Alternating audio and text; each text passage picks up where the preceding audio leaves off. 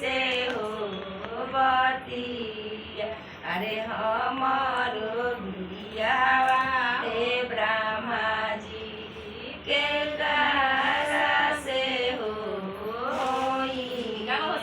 अरे तोहरो बियावा हे पार्वती शंकर जी से हो होई। अरे तोहरो बियावा हे पार्वती शंकर जी से हो होई। अरे झूठे रउर बचनिया हे ब्रह्मा जी झूठे राउर पातारा। अरे झूठे राउर बचनिया हे ब्रह्मा जी झूठे राउर पातारा।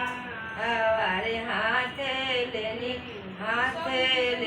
तेरे सिद्धवाए शंकर जी नंदी भैनी सवारी।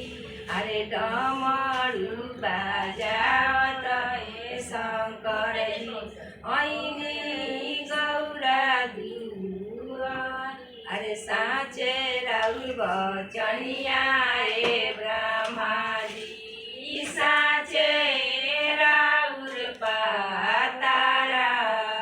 अरे डमरू बाजावत हे भोले बाबा ऐनी मैना दुआरी।